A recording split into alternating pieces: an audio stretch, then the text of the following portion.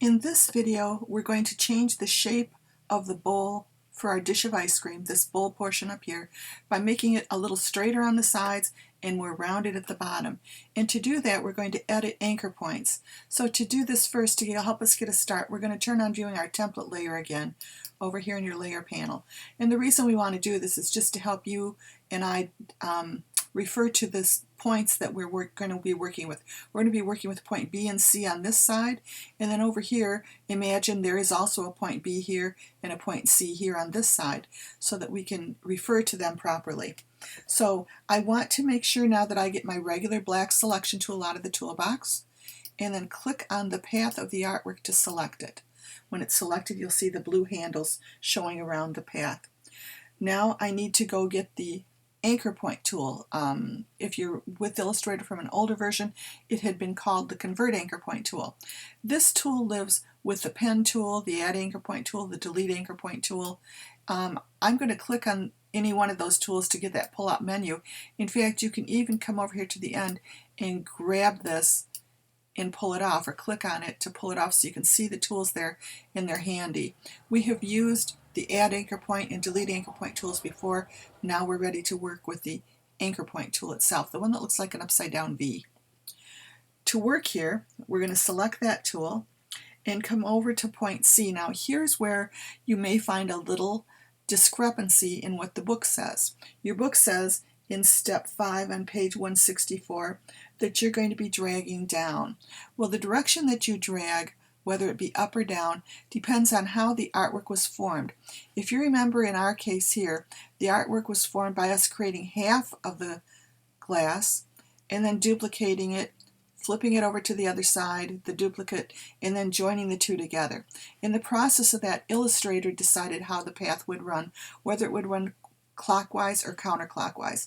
And sometimes you won't really know until you go to edit this which method it's running. What they want us to do is to put the Convert Anchor Point tool, or the Anchor Point tool, on point C. When you get it directly on C, it's going to look like the upside down V shape, and then press your mouse button down and start to pull. Now the book says to pull down, but if you look at what's happening when I pull down, it's causing a big loop that goes down and then up again to appear. That's telling me I'm pulling the wrong direction. I want to switch this around and pull up instead.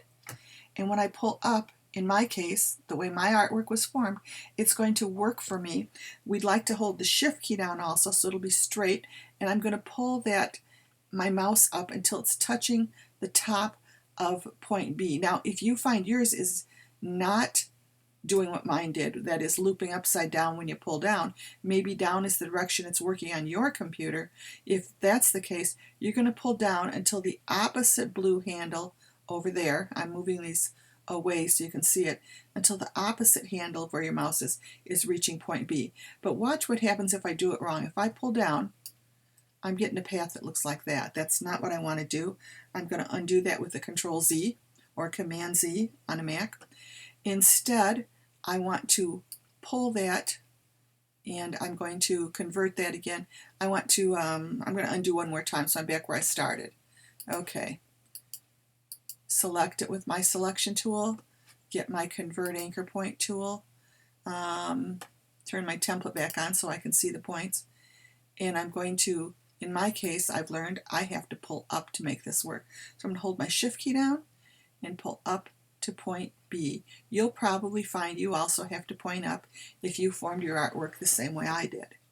If not, if that doesn't work and that doesn't give you the smooth, then by all means undo it and go back and pull down like the book says. But we have now straightened out the bowl on that side there. We do have a curve happening up here that we're going to turn into a corner. So this same tool, just come up here and click on point B to make that into a more precise corner. And that's the way we're working with that to round the bottom of that bowl off.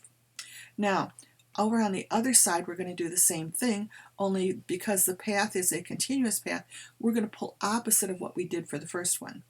So I'm going to come over here to this side where there would be a letter C if they had lettered over here, and I'm going to grab and slide, whoops, missed the spot, grab and slide down on this one, and I'm sliding down here.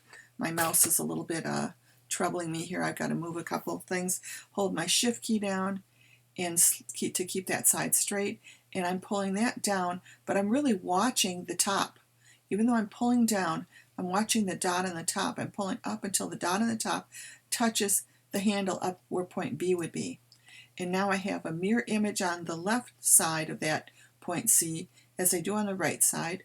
And then I want to come up and finish this off by making these corners match by doing a click, which turns that into a corner as well. And now if I hold my command or control key down and click on nothing, I can see my path is smooth. If you want to temporarily turn the template off to see it a little better, you can do that. But I'm going to turn it back on because we're going to need it for the next step.